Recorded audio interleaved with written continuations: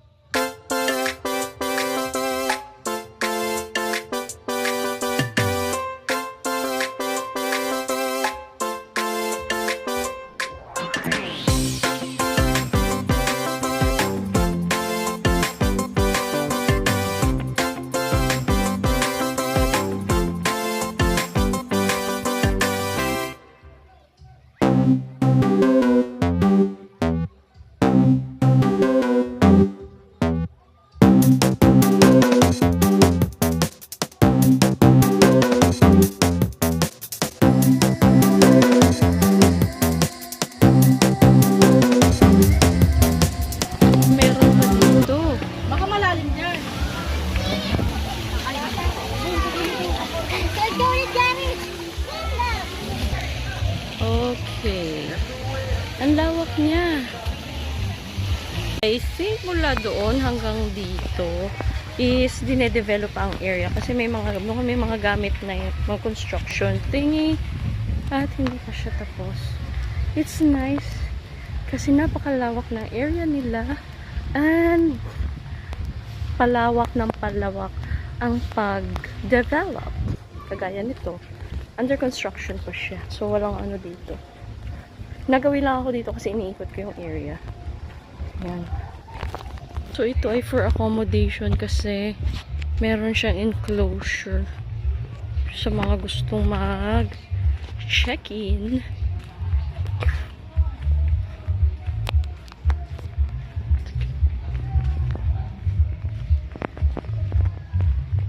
Yan. Dami, grabe, ang lawak.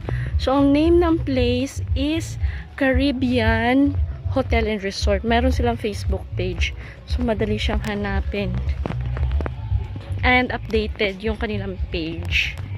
Yun ang maganda. Yan. So, hanggang dito na yung end ng yung ginagawa pa lang.